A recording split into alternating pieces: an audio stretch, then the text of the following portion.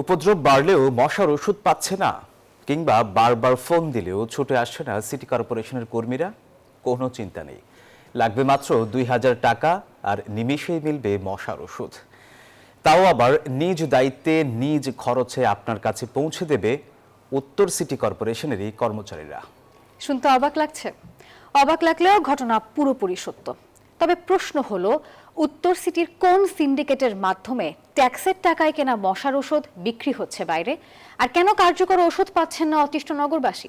সেসব জানতে দেখুন তাইমুর হাসান শুভর প্রতিবেদন। ক্যামেরায় ছিলেন লোকমান হাওলাদার। আটতলায় উঠে জায়গা মশার, বারান্দার জালনাও খুলতে পারি না, ঘরের জালনাও খুলতে পারি না। প্রায় ৩-৪ মাস ধরে কোনো ওষুধ দেখি না। আসে টাঙ্কি গাড়ে করে নিয়ে কান্দে করে নিয়ে ওরা যায়, কোনো জায়গায় দিতেও দেখি না। এই চিত্র ঢাকা উত্তরের প্রায় প্রতিটি ওয়ার্ডের বাসায় বাসায়। মশার অত্যাচার অতিরিক্ত। 13-14 বছর তো যেখানে আছি, কোনোদিনকে জন্য দেখি নেই যে এই জায়গায় কোনোদিন ওষুধ ব্যবহার করা। মশা আছে মোটামুটি, মশা ওষুধ তো দেয় এমনি, কিন্তু এখন ঈদের কম একটু না। উত্তরের খালগুলো যেন মশার প্রজনন কেন্দ্র, যার খেসারত দিচ্ছে নিষ্পাপ শিশুরা। ডেঙ্গুর আতঙ্ক এখানে নিত্য সঙ্গী।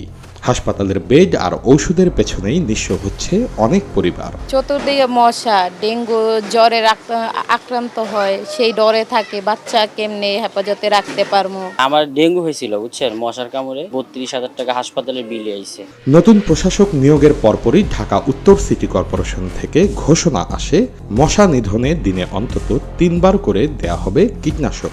ঘোষণাটা যেন যুদ্ধের, কিন্তু মাঠে যেন তার কোনো চিহ্ন নেই। প্রশ্ন উঠেছে, মশা নিধনের জন্য বরাদ্দ সেই বিপুল কীটনাশক যাচ্ছে কোথায়? সেই রহস্য খুঁজতেই অনুসন্ধানী তথ্য বলছে, নাগরিক সেবায় বরাদ্দকৃত কীটনাশকের অধিকাংশই বিক্রি হয়ে যায় খোলা বাজারে। গোপন তথ্যের ভিত্তিতে তাই ছদ্মবেশী ক্রেতার ভূমিকায় উত্তর সিটি কর্পোরেশনে অবস্থান নেয় নিউজ 24। কৌশলে এক কর্মীর সঙ্গে সখ্যতা গড়ে তুলে তার কাছ থেকে কিনতে চাওয়া হয় কীটনাশক। ওখানে ওয়ার্ড কাউন্সিলের কার্যালয়ে আমাদের সিটি কর্পোরেশনের লোক আছে।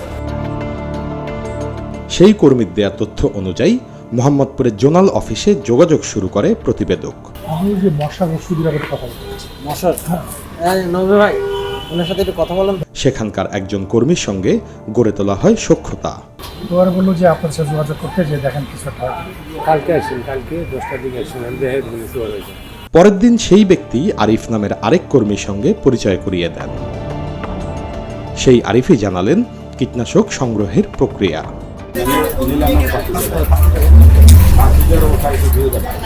দামাদামিতে রাজি হবার পর পাওয়া গেল ডেলিভারির ঠিকানা।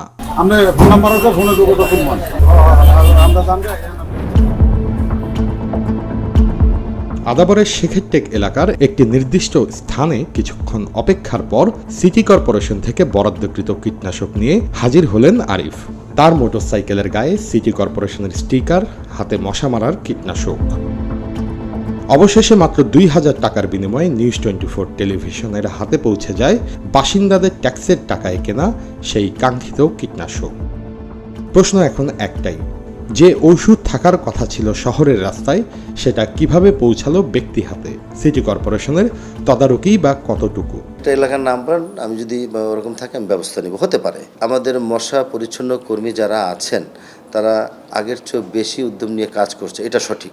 আবার আপনার যে প্রশ্নটা আমাকে করলেন যে অনেক জায়গায় 1 মাসেও তারা দেখেনি, এটা আপনি বলেছেন, আমি ব্যবস্থা নিব, আমি দেখব।